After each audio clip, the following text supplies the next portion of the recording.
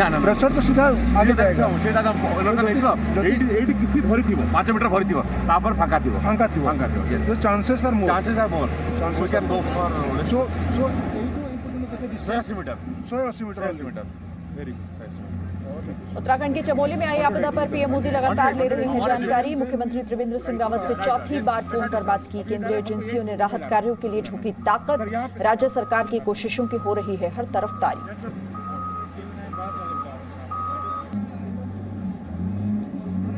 उत्तराखंड में राहत बचाव में जुटा है MI-17 और ध्रुव हेलीकॉप्टर। अब तक 15 लोगों को बचाया गया, 170 लोग अब भी लापता।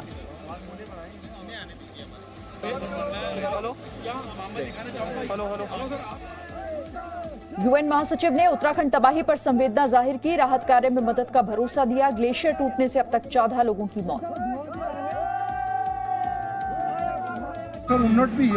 प्रेशर तो सीधा आगे जाएगा उत्तराखंड में चमोली में आईटीबीपी का रात भर रेस्क्यू ऑपरेशन चलता रहा। टनल में फंसे हुए लोगों को निकालने की कोशिशें जारी।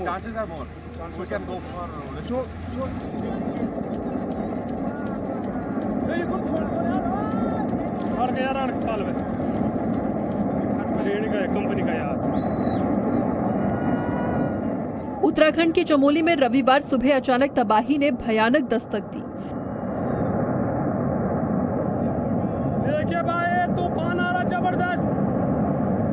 तपोवन इलाके में ग्लेशियर टूटने के बाद वहां नदी का जलस्तर बढ़ गया और फिर पानी का ऐसा खौफनाक बहाव आया जो अपने साथ तिनके की तरह सब कुछ बहा कर ले गया।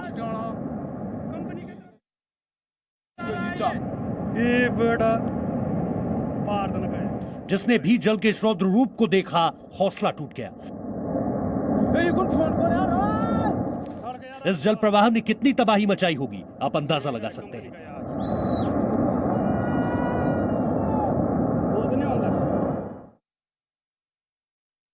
ब्रिज बच जाएगा।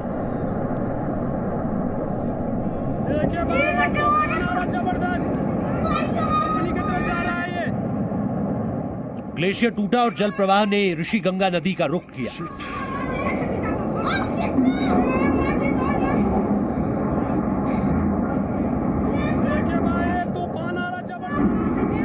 न सिर्फ चमोली जिले में बल्कि पूरे उत्तराखंड में दहशत छा गई। ऋषिगंगा तो बैरक खोलने पड़ेंगे उन्हें भाई, नहीं तो जाएंगे बैरक भी। गया बैरक भी गया, टूट गया। ऋषिगंगा नदी पर बने बैराज का एक गेट खुला था। खुले गेट से पानी के भीषण प्रवाह को देखा। जिसने भी इस भयानक मंजर को तस्वीरों में देखा, केदारनाथ त्रासदी को याद किया।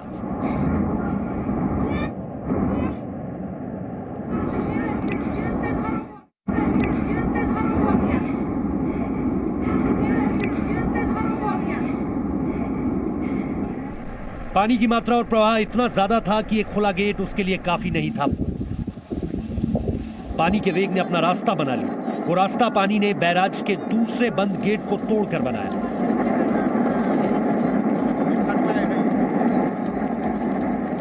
तेज जल प्रवाह बैराज के दूसरे गेट को अपने साथ बहा कर ले गया।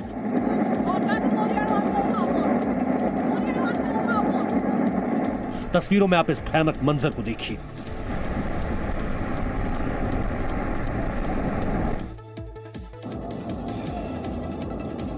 चमोली के ऋणी गांव में ऋषिगंगा प्रोजेक्ट को भारी बारिश और अचानक पानी के तेज बहाव से भारी नुकसान पहुंचा।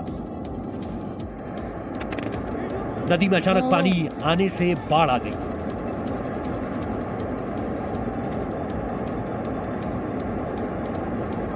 अलकनंदा के निचले इलाकों में भीषण बाढ़ इन तस्वीरों में देखी जा सकती है।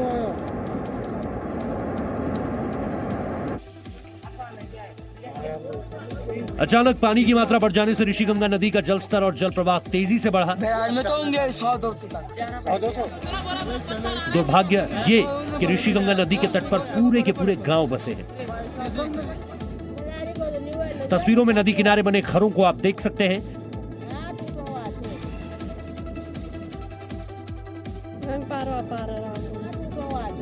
नदी किनारे बसे लोगों के पास पानी के इस वेग का कोई जवाब नहीं।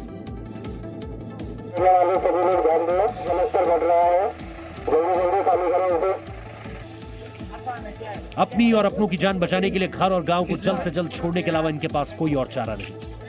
बैराज में तो होंगे 100-200 तक। भीषण बाढ़ और तबाही की ये तस्वीरें उत्तराखंड सरकार तक पहुंची। सरकार ने अलर्ट जारी किया। ऋषिगंगा नदी के किनारे बसे गांवों को जल्द से जल्द खाली कराने का निर्देश जारी किया गया है, लेकिन नदी के तेज बहाव ने आसपास रहने वाले लोगों को कोई मौका नहीं दिया। यहाँ भारी नुकसान की खबरें हैं, क्योंकि नदी से लगे घरों में रहने वालों को तो यकीनन जल प्रवाह ने वक्त ही नहीं दिया। ऋषिगंगा नदी के किनारे बसे गांव में जान माल की कितनी हानि हुई, इसका तो महज अंदाजा ही लगाया जा सकता है। पानी के इस बहाव के आगे देखिए कैसे ये दीवार कुछ ही पलों में बह गई। ऋषिगंगा नदी पर बना पुल भी पानी के तेज बहाव के आगे टिक नहीं सका। जल प्रवाह में पुल किसी तिनके की तरह बह गया। इस तबाही के बीच मौजूद स्थानीय लोगों की दहशत भरी आवाज आप पानी की खौफनाक आवाज के बीच सुन सकते हैं।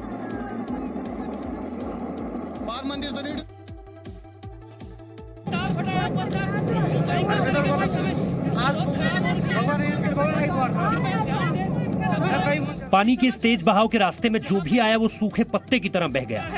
कृपया सभी लोग जितने हैं पूरा तरह से तबाही मचती हुई समय जो ऋषिगंगा पर बने हाइड्रो पावर प्रोजेक्ट ने तबाही का ये मंजर महसूस किया है। इस समय पूरा भयंकर तरीके से तबाही मच रही है। ऊपर से पता नहीं है, बहुत बड़ी तबाही समय आ रही है। इसलिए हाइड्रो पावर प्रोजेक्ट में सबसे ज्यादा तबाही की बात कही जा रही है। हाइड्रो पावर प्रोजेक्ट में सब कुछ कैसे पूरी तरह से तबाह हो चुका है आप देख सकते हैं। यहां पर जो भी था कुछ नहीं बचा।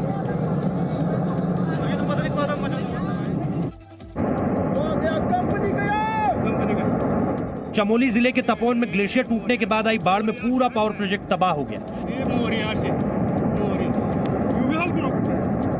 जहां अलग अलग नदियों के पानी से बिजली बनाने का काम किया जाता था। जिस वक्त बाढ़ आई इस पावर प्रोजेक्ट में सैकड़ों लोग काम कर रहे थे। किसी को खुद को बचाने का मौका तक नहीं मिला। पूरा पावर प्रोजेक्ट जलमग्न हो गया और वहां काम करने वाले लापता हो गए।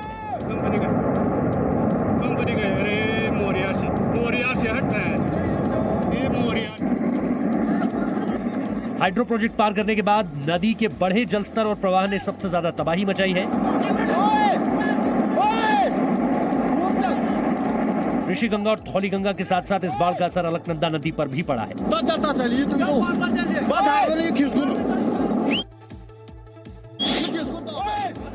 विष्णुप्रयाग में संगम के बाद कैसे कई दूसरे इलाकों में बाढ़ का असर पड़ा है वो भी आप देख सकते हैं। इसके साथ साथ आसपास के इलाकों में कितनी तबाही हुई इन तस्वीरों के जरिए जानिए।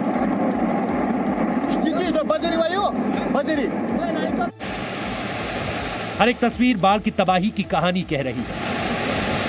पानी की यह आवाज खौफनाक मंजर को बयां कर रही है। वर्ष 2013 में केदारनाथ आपदा के दौरान भी इस तरह की कई तस्वीरें देखी गई थी। तपोवन से लेकर जोशीमठ तक तबाही की तस्वीरों को देखा जा सकता है। सबसे पहले बाढ़ ऋषिगंगा में देखी गई, इसके बाद धौलीगंगा और अलकनंदा से मिलने के बाद इसने कैसे अलग अलग जगहों पर नुकसान पहुंचाया इन तस्वीरों में आप देख सकते हैं।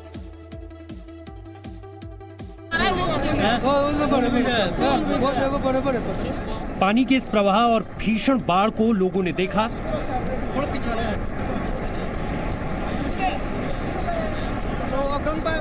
आसपास रहने वाले आम लोगों में हड़कंप मच गया। पूरा डैम खत्म होते हुए लोगों ने अपने घरों को छोड़कर ऊंचे स्थानों और पहाड़ों का रुख किया।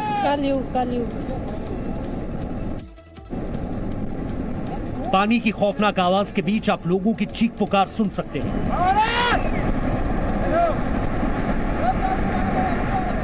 हर किसी को जल्द से जल्द जगह खाली करने के लिए कहा जा रहा है।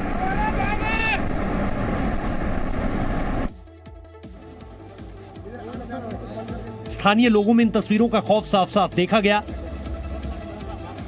लोगों ने नदी में जलस्तर को जैसे ही बढ़ते हुए देखा, आम लोगों के बीच कैसे हड़कंप मचा वो इन तस्वीरों के जरिए आप साफ साफ देख सकते हैं। बाढ़ में 100 से ज्यादा लोगों के लापता होने की खबर है।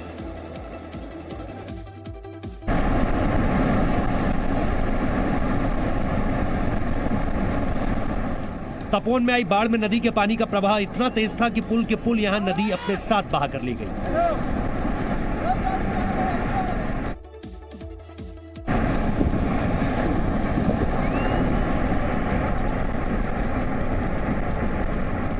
पुल के बहने की तस्वीर आप साफ साफ देख सकते हैं।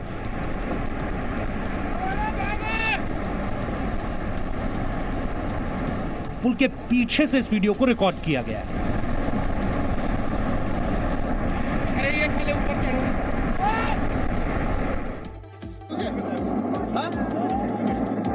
जोशीमठ, तपोवन से मलारी और सुराही टोटा जैसी जगहों को जोड़ने वाले कई पुल पानी के तेज बहाव में बह गए। इन जगहों पर रहने वाले लोगों के लिए सबसे बड़ी मुसीबत यह भी है कि स्थानीय लोगों के लिए रास्ता पूरी तरह से कट गया है। लोगों की मदद का अब एकमात्र जरिया हवाई रास्ता ही बचा है। सुरक्षित स्थानों पर जाएं, जितने भी लोग ये देख रहे हैं। ऋषिगंगा पावर प्रोजेक्ट के अलावा यहां एनटीपीसी के भी प्रोजेक्ट को भारी नुकसान पहुंचा है।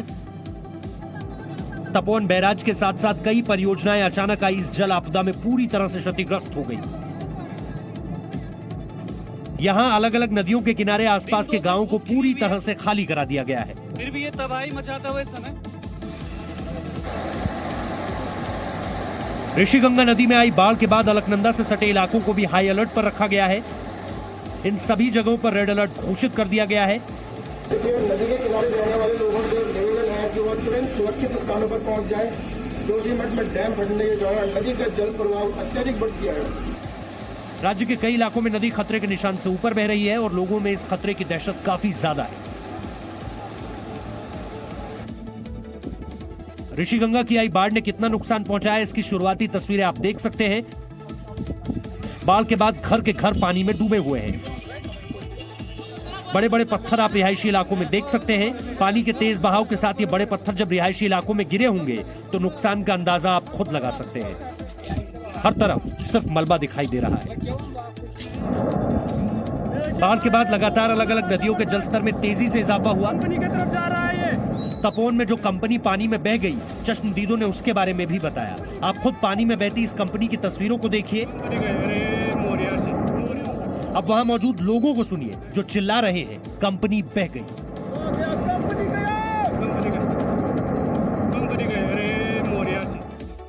रविवार को सेना की अलग अलग टुकड़ियां भी यहां पहुंच गई, जिनकी तस्वीरें आप देख सकते हैं। स्थानीय लोगों के बीच सेना भी राहत और बचाव कार्य तेजी से चला रही है। सेना की अलग अलग टुकड़ियां हैं जो मलारी, सुराही टोटा और तपोवन के पास मौजूद है।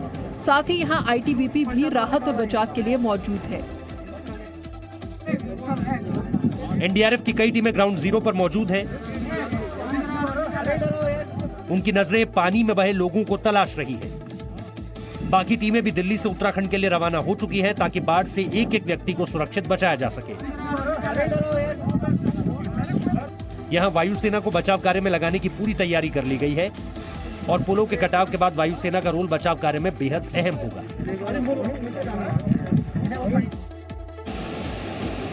अचानक आए इस जल प्रलय में सेना की टुकड़ियां, आईटीबीपी के जवान, एनडीआरएफ और स्थानीय पुलिस की मदद से रेस्क्यू किया जा रहा है।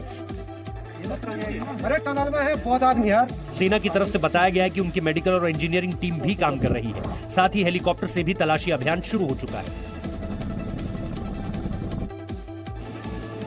उत्तराखंड में आई बाढ़ की ये तस्वीरें तबाही को बयां करने के लिए काफी है। आईटीबीपी के डीजी ने जानकारी देते हुए बताया कि एनटीपीसी की साइट में शुरुआती जांच में करीब 9 से 10 शवों को निकाला गया था। यहां पानी का बहाव इतना तेज था कि किसी को संभलने का मौका नहीं मिला।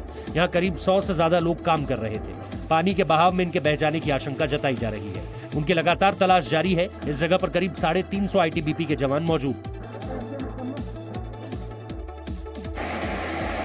ये आपदा कितनी बड़ी है ये तस्वीरों में आप देख सकते हैं। रेस्क्यू ऑपरेशन की तैयारियों की अगर बात करें तो जोशीमठ, रुद्रप्रयाग, तपोवन, औली और उत्तरकाशी जैसे इलाकों में भी सेना, एनडीआरएफ और आईटीबीपी की टीमें पहुंच चुकी हैं। तस्वीरों में तबाही आप देख सकते हैं। कई टीमों को रिजर्व पर रखा गया है।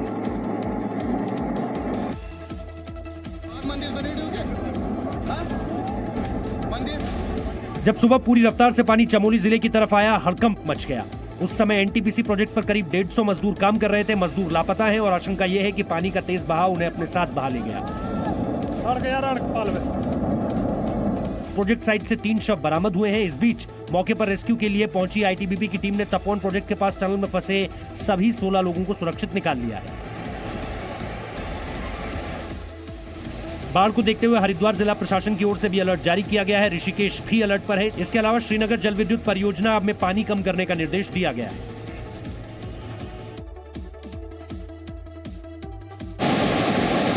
बाढ़ को देखते हुए टिहरी बांध से भगीरथी में पानी का डिस्चार्ज बंद कर दिया गया है। वो इसलिए कि कहीं पानी बढ़ने से सुबह वाले हालात न हो जाएं।